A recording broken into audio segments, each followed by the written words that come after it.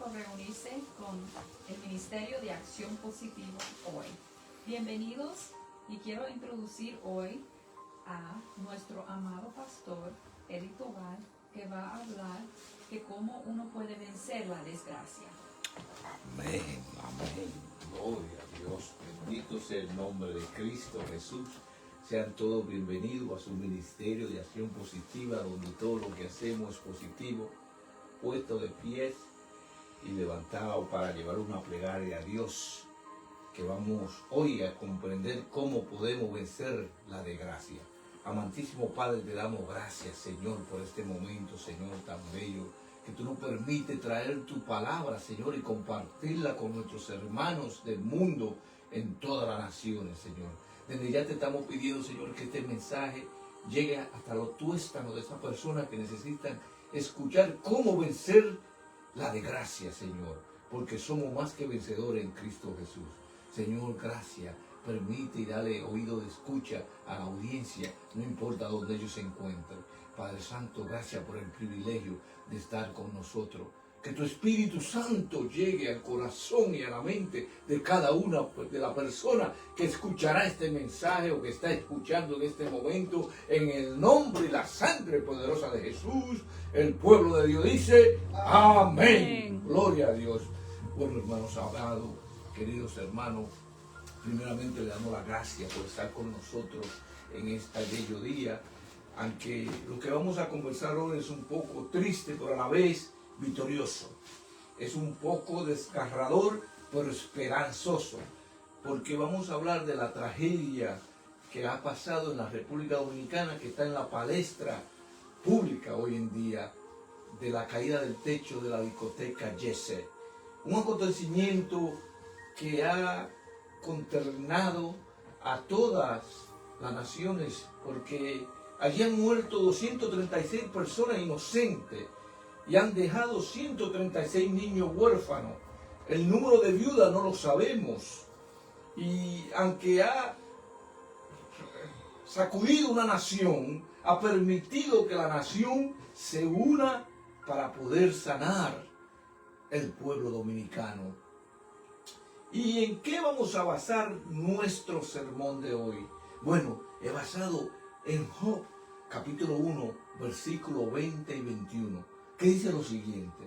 Dice que Job rascó su ropa en dolor y se rasuró la cabeza y se arrodilló y se postró y adoró a Dios.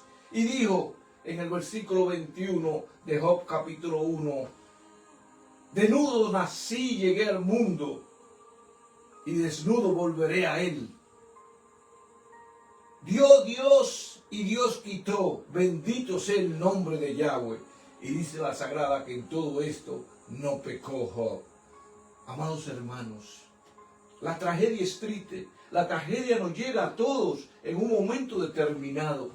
Y lo podemos comprender a veces. Miren esa tragedia que sucede aquí en la República Dominicana, donde perece Ruby Pérez, considerado por muchos la joya de Jaina, la voz más alta del merengue, un ícono para el pueblo dominicano. Allí se encontraban millonarios, tanto como pobres. Allí se encontraban gente educada, tanto como gente que no llegaba al primer grado.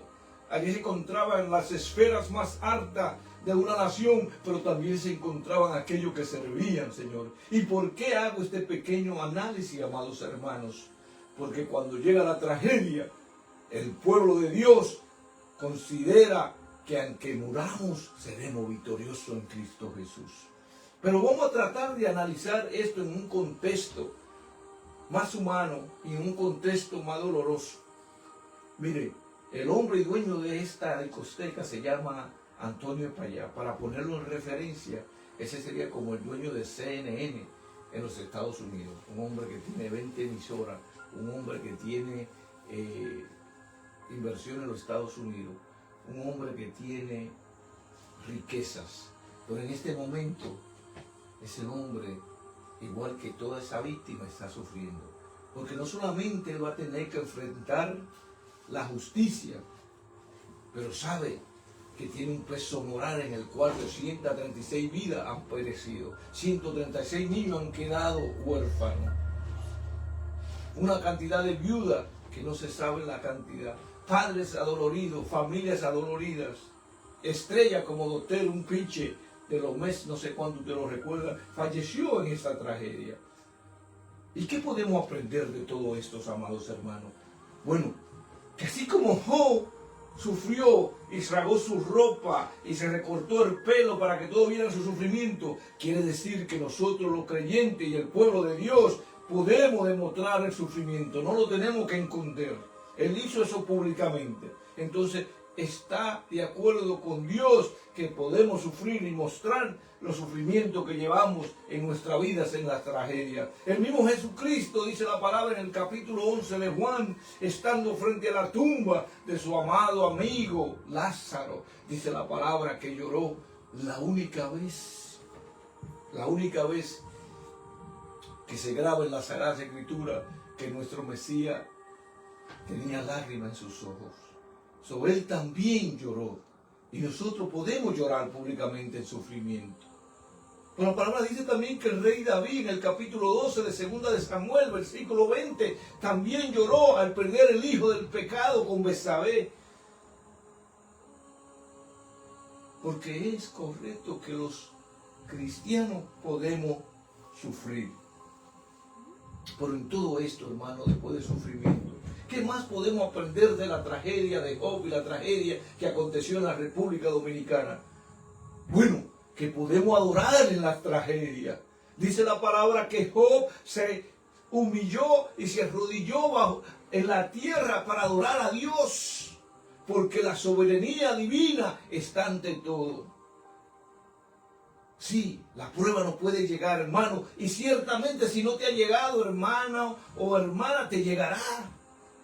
Porque la palabra dice, hablando Jesucristo, dice que en este mundo tendremos persecuciones, pero que confiemos porque Él ha vencido al mundo. Eso ya no lo han dicho. Las persecuciones llegarán, los problemas llegarán, las tragedias llegarán, pero confiemos en Cristo porque Él venció el mundo. Entonces la soberanía de Dios siempre estará ahí. ¿Qué también podemos aprender, hermano? La integridad. Fíjense que Job, dice la Sagrada Escritura, que en todo esto no pecó, sino aceptó aquella tragedia que le agobiaba a él y a su familia al perder 10 hijos, a estar enfermo de pie a cabeza con una lepra, hasta tal circunstancia que la esposa le dice, maldice a tu Dios y muérete. Un mal consejo, a veces de la persona que menos los esperamos, pero así es la vida. Pero Job no pecó, dice la palabra, ni culpó a Dios, sino que se mantuvo íntegro, sabiendo que la prueba produce, que de acuerdo a Romanos 3:5, produce paciencia. ¿Sí? Escuchaba a un farmer hablar con su esposa porque se le había muerto toda la franja que había sembrado. Y decía, ¿me ha castigado Dios? Y la esposa le decía, no, quizás es que te está haciendo un poco más paciente para que tú aprendas y llegues adelante.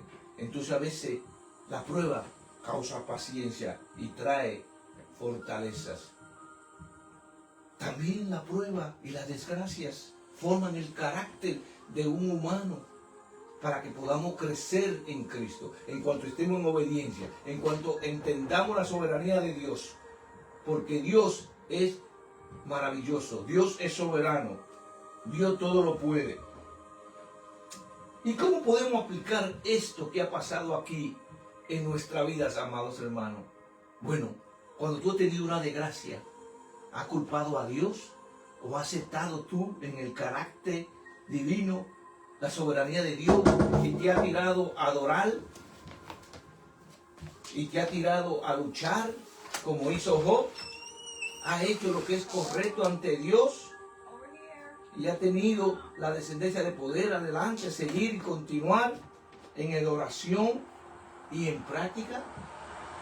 ¿Cómo podemos aplicar esto en nuestra vida? ¿Cómo poderle hablar a una madre? Miren, la madre de Dotel dice que cuando su hijo firmó su primer contrato en la pelota,